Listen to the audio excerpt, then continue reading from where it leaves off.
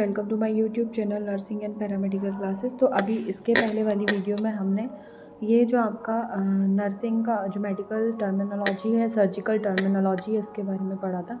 इसको आगे हम कंटिन्यू करेंगे। इसमें हम कंटिन्यू करेंगे प्रिंसिपल ऑफ जनरल सर्जरी से। इसके पार्ट 1, पार्ट 2, पार्ट 3 ऐसे आ चुके हैं, आप सारे वीडियोज़ देख सकते हैं।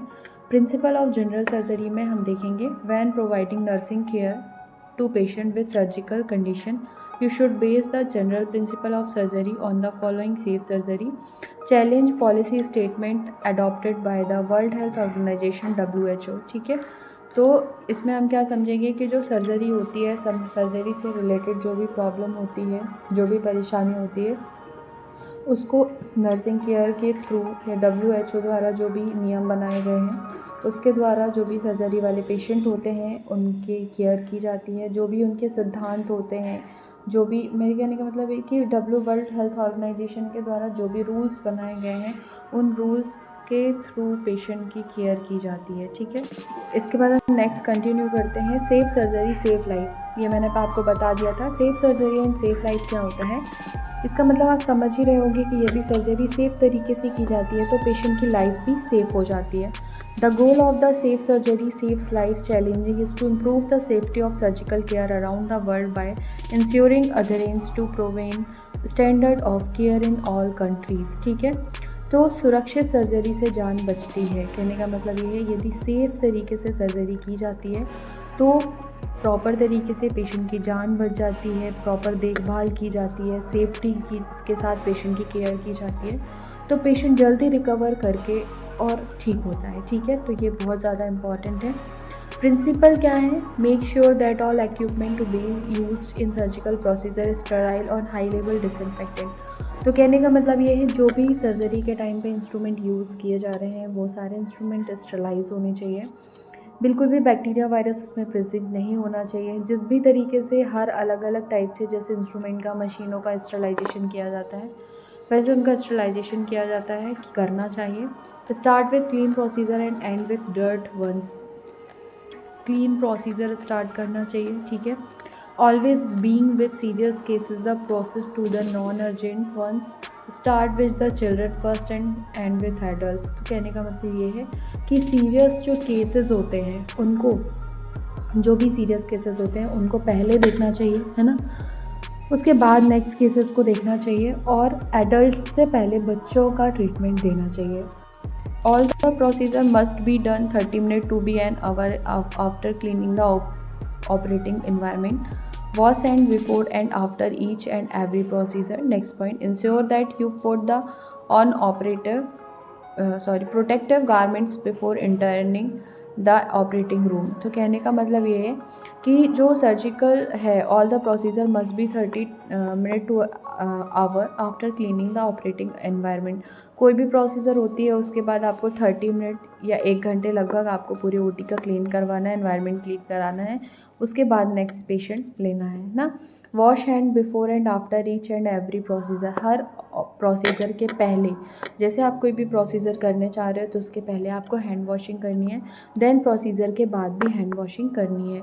ये पेशेंट की सेफ्टी के लिए, आपकी सेफ्टी के लिए, क्रॉस इन्फेक्शन को रोकने के लिए इम्पॉर्टेंट होता है। Ensure that you put on protective garments before entering the operating room. जब भी हम ओटी रूम के अंदर पेशेंट को लेके जाते हैं तो जो उसके जो भी गारमेंट्स होते हैं, जो भी ज्वेलरीज वगैरह होते हैं वो रिमूव करा देते हैं और ओटी के जो भी ड्रेसेस होते हैं उसमें पहनाकर पेशेंट को अंदर लेते हैं। अब यहाँ पे आता है टाइप्स ऑफ सर्जरी। अब हम आपको बताएंगे सर्जरी कितने टाइप की होती है। तो surgical procedure are commonly categorised by urgency, types of procedure, body system involved, the degree of invasiveness and special instrumentation। ठीक है, तो क्या कहलाता है types of surgery. Types of surgery में इसमें ये बताया गया है कि सर्जिकल जो भी प्रोसीजर है उसके अकॉर्डिंग कैटेगरी दी गई है इसको। ठीक है, urgency, types of procedure, body system involve, the degree of invasiveness, special instrumentation. ठीक है, तो ये यहाँ पे आपको बताया गया है। अब सर्जरी के प्रकार में यदि मैं बताऊँ कि एक तो ऐसा होता है कि इमरजेंसी में तुरंत पेशेंट को लेना है। Next surgery, types of surgery के हिसाब से होता है कि कौन से ऑर्गन की सर्जरी है।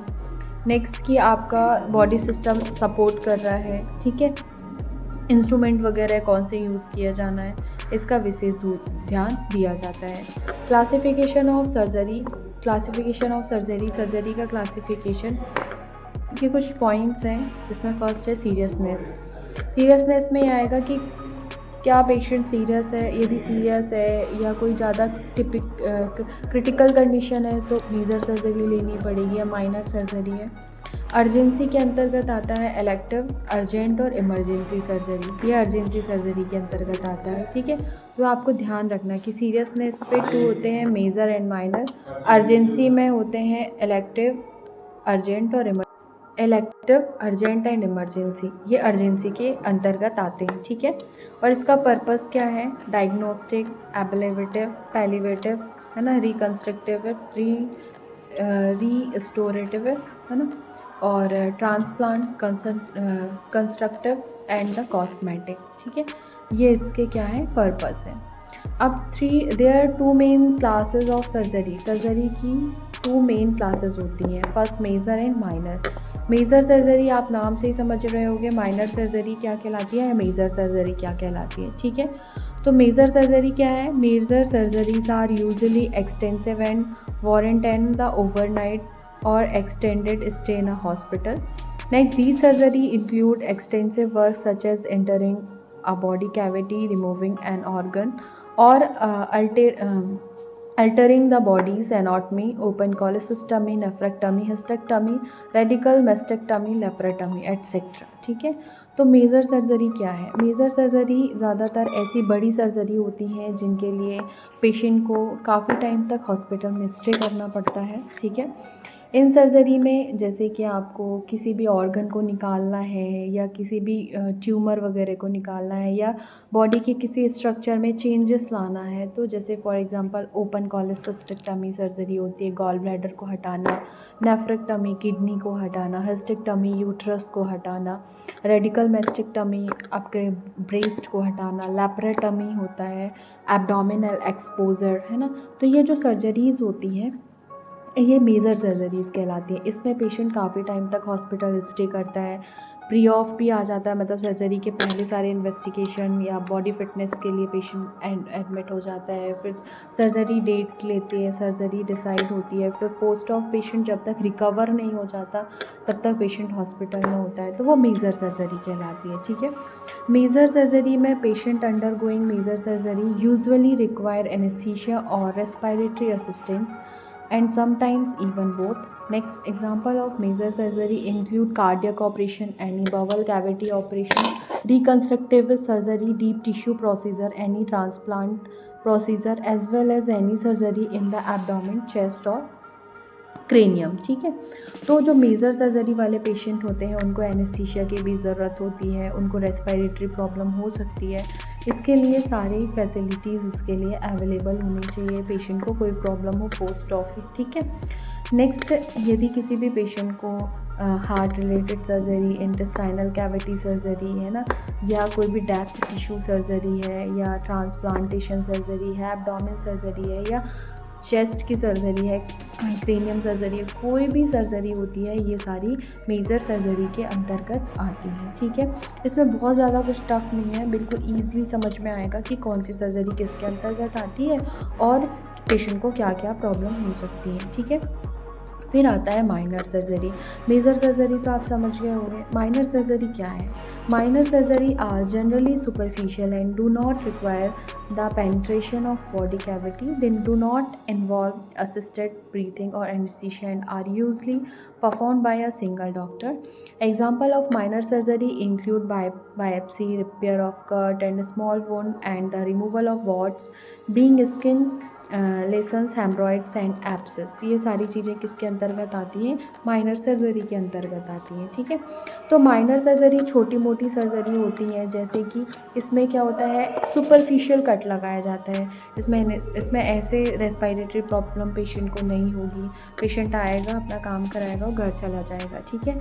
एनेस्थीसिया की ऐसे नहीं कि पेशेंट को जनरल एनेस्थीसिया देना है या स्पाइनल देना है, लोकल एनेस्थीसिया में काम हो जाता है, ठीक है, एक ही डॉक्टर ये काम काम कर देता है। जैसे कोई बायोप्सी लेना है, छोटे मोटे वॉट्स निकालने हैं, कट मस्से जो होते हैं वो निकालना है, स्किन में कोई घाव है उसको डिब्राइड करना है, या फाइल्स की सर्जरी हो, या कोई एब्सेस हटाना हो, तो ये माइनर सर्जरी के अंतर्गत आता है, जो आप कुछ ही समय पे करके ख़त्म कर देते हो।